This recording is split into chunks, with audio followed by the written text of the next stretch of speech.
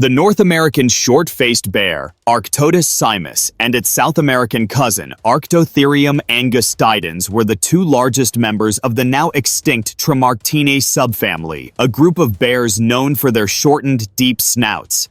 These bears dwarfed today's polar bears and Kodiak bears. Though the two bears were separated by continents and never met in life, these prehistoric beasts ignite one of the most brutal hypothetical battles in paleontology. If they ever clashed in a savage fight to the death, who would come out on top? Arctodus simus was a towering force that roamed the vast grasslands of Ice Age North America between 2.5 million and 11,000 years ago.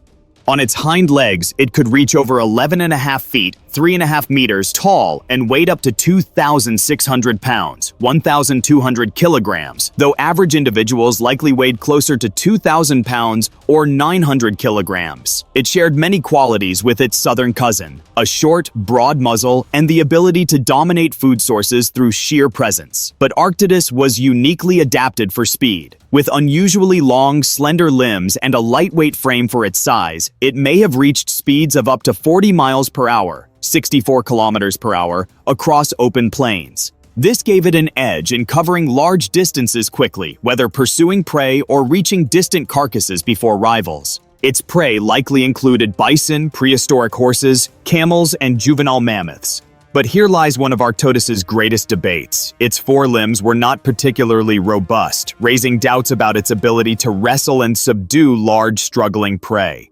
Some paleontologists argue that it may have been more of an opportunistic scavenger than a full-time predator, relying on its size and speed to intimidate saber-toothed cats and dire wolves off their kills. Still, it had powerful jaws capable of crushing bone to extract marrow, and a highly developed sense of smell to locate food from miles away. Whether hunting or scavenging, Arctodus was a relentless competitor, fast, large, and always hungry.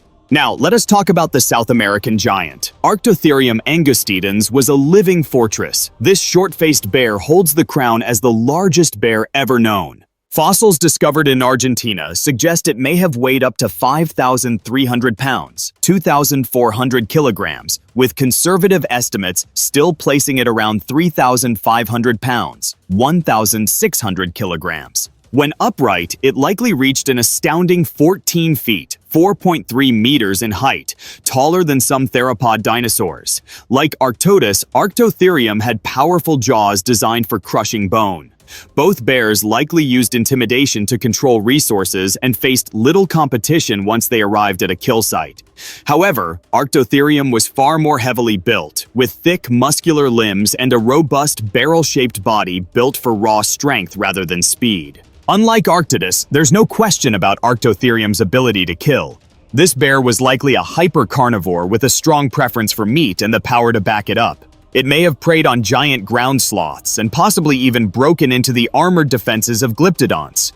The verdict: who would win? Arctodus simus had the stride and the speed, but its less muscular build and debated forelimb strength raise questions about its effectiveness in overpowering a brute like Arctotherium in a direct fight. Arctotherium angustidens, on the other hand, was a mighty warrior. With a frame built for raw strength and a diet suggesting frequent carnivory, this bear was no stranger to killing. Its size alone would give it a serious advantage in a face-to-face confrontation.